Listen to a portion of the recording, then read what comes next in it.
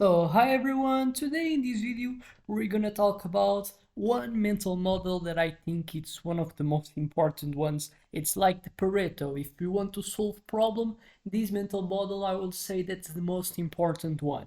And this is the one that is used by someone that is the most in terms of wealth, the one that has more, that is Elon Musk, and the mental model that we're going to talk today is going to be the first principles. This mental model was not created by Elon Musk, but was already used by another figure that is really well known, called as Aristotle. And this mental model helps us to solve problems. And obviously, if it was something that this type of wealth guy, that is Elon Musk, has used, and what you see that he has been made, like in terms of rockets, in terms of cars, you're gonna see that it's something that's not theory, is as well something that you can apply in the practice. And so I already expect you to help me by subscribing and seeing posteriorly other videos to make you a better person.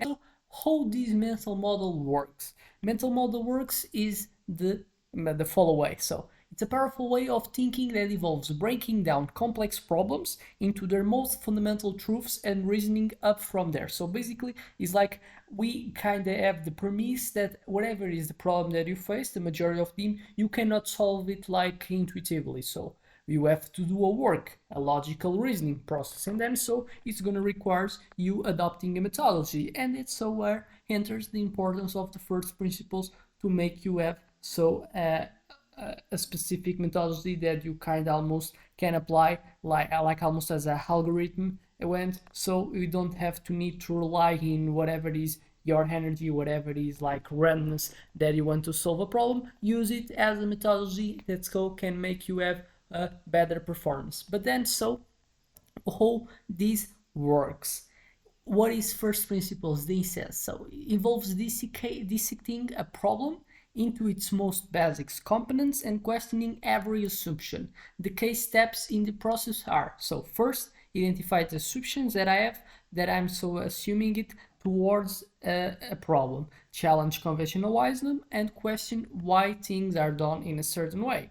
Second step, break down the problem, reduce the issue to its fundamental truths, stripping away preconceived notions. Rebuild so after you get what is fundamental truth. That's why we call the first principles, the principles that bases everything. And what are like example, we're gonna apply to practical examples to make you clear how this mental model works, and then so how you can apply. But what is these first principles are like in examples in science when you want to solve a problem in physics and chemistry? What this can be, these first principles are like assumption as laws that you know that are like undoubtedly truth, and not causing from like assumption that you got in your mind that you not have like something that is clearly that's so can clearly make you kind of validate. So your assumption is like where happens the process of thinking. When you're thinking, you're building with hypotheses. So example, I'm solving a problem that I want to understand what is the force that's going to be applied to a object. What do you know fundamentally true? I know that they're saying it, that the force is going to and is being applied to a specific body object. So it's a fundamental truth. Is already you can get it, that is kind of checked, and not something that you have imagined and have like induced from. What are other first principles that you know? Well, I know the formula of force. And where is the formula of force? That is where that is so a force that the how much so is the intensity of the force is the mass, the weight multiplied by the acceleration that is so applied to that is so applied in a body, that's so going to determine the force. And then so what I'm working with the first principle. A force was applied in a body, and the what is the formula that is fundamentally true was discovered, is something that we always accept, is that force is equal to mass weight multiplied by acceleration. So if I want to solve what was other fundamental truth, is that they're questioning me that I want to know the weight or the power of the force. And so what is fundamentally true as well? I know as well the power, the formula of the force, and then so what seems to be that's logical to follow on is to discover so the mass of the core of the corpse or the object, and knowing the acceleration as well, so that's going to be applied on it. And then so it's easily was kind of solve the problem by just assuming and guy like using as a ground what is fundamentally truth. Then in examples of physicals and chemistry we use the formulas, whatever is the formula that is useful to use. If it's this formula that I've got, if it is other formulas like of the Newton ones, the Newton's laws, or if other formulas in chemistry that we know in the periodic table. So fundamental truths is what you can call as the blocks that you use to make it so build your hypothesis and your actions. And then so why it's useful, because you also gonna get grounded by something that's truth. What you gonna get so is your work is to have creativity by understanding what's truth. You kind of so make the connections that you need to get so to solve the problems that they are asking to you. And then so it's basically it's understanding, and first of all understanding your grounds, what so are the blocks that you use that are fundamentally truth, and then so use it obviously depending what's they're asking for you. Obviously I give the example of a close type of question that is mostly made like in schools, like in physics, chemistry. We have as well maths when they ask me where is so the incognite is simple incognite. So incognite, I have to know that they're asking me to get a value for the incognite. All right, get it's a fundamental truth. What is other fundamental truths? So what's harder than that they give to the problem? Well, they give me an equation and they give that this equation is equal to the incognite. So I know that's something that is as well fundamental truth.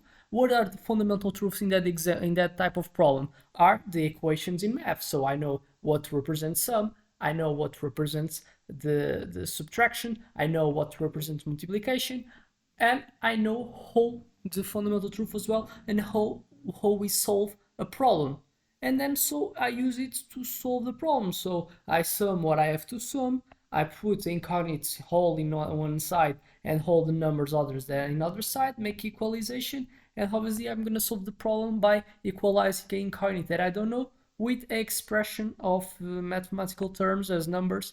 Then so gonna help me to get the problem that I've got clearly defined.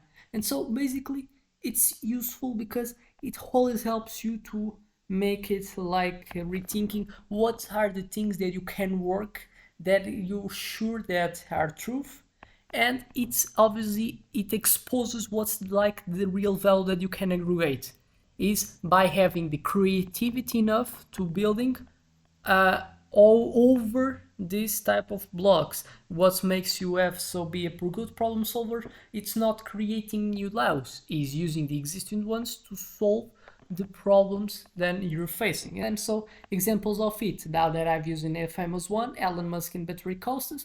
Traditional industry experts assumed that electrical car batteries they were inherently expensive. Musk broke this assumption by deconstructing batteries into their fundamental components. So what are the fundamental components of batteries? Lithium, nickel, cobalt, etc. Discovering that the raw materials were not inherently costly, this insight led to innovative manufacturing techniques that significantly reduced battery prices. How this will work? So what is fundamentally truth? Is that the car needs energy. So the car needs energy from who? Is really needed from batteries? Probably so. I have to understand if this is other type of alternatives. We seem that it's batteries that's the best way so to fuelify with energy a car. All right, but we have to still work in fundamental truth. So experts like assumption status quo, they were saying that electrical car batteries were inherently expensive. So they are assuming that something that's truth. But it's like something that is allowed. No, it has to be allowed. We're making it being expensive, but probably can exist another way to be and making them so more like more type of shape. So what I have to work? I have to work in trying to get the objective of this component. So battery is made for having so fuelifying the energy of the car. So what I have to do is to work with fundamental truth. So what are the laws of the energy? So what are the items, the components that I really have to do? Reorganizing, basing and using these simple concepts that I've clarified that I really need, and obviously simple concepts of the field in electrical engineering that obviously I'm not someone that is expert. And then so it's something that's useful. It's something that helps us to be better thinkers. We have other examples, the Wright Brothers and aviation. Instead of copying failed attempts at flying machines, the Wright brothers focus in the fundamental physics of lift. So what is the laws, the formulas that we know, propulsion, control, and so the reorganized based in these grounds, other than just like using assumptions that the hadrons were built, then they're just like status quo that not represented objectively truths. By understanding these principles, they created the first successful powered airplane. Cooking and nutrition, instead of following traditional recipes, a first principles approach to cooking will involve understanding the chemical interactions between ingredients. That's something that's fundamental truth, always happen. And then so by understanding what were the chemical interactions that I would like so to make the things have a specific taste, the food, and then so it's based on that I'm going to build a new approach and not based in what is the algorithm that's already made that I've got received from other type of chefs and other things. Then obviously they're passed to pass to pass, and sometimes they're not kind of reviewed to see if there exist better ways to do it, because what's fundamentally true is the connect is what the chemical state I want to take, so I want to make it be so the food, and not what is fundamentally truth is not like that I have to follow on putting like eggs, I have to put milk, not what is fundamentally truth that I want to do a food that has a good taste. This is what I have to do. I not have to follow like steps as I have to put eggs after putting water. It's not allowed, it's not objective. We're seeing is the best type of thing that you can want to take is that knowing what is objective truth and then work with that. See then if you're assuming something that are not so objective truth, and then so how you by not following this what is not objectively true, you so help and he makes you more prone to be creative and arrange better solutions for the status quo. So when facing a complex or seemingly unsolvable problem, obviously when working in rapidly changing industries, because what changes, the things can change, but what is fundamental truth never going to change. The laws are always going to be something that's not, never going to change. It's something that's truth. It's something that has to be needed like it's really different. It's like difficult to achieve that allow that we've been using. It's fake. It's not possible. What can change is the way that we use, is the way that we organize, the way that use the components in different ways. But some other things always have to be your basal, and whatever so is gonna be the example in your environment that you're gonna be, you always gonna have some first principles, that is your values of honesty, your values of being truthful, your values of being good with other persons.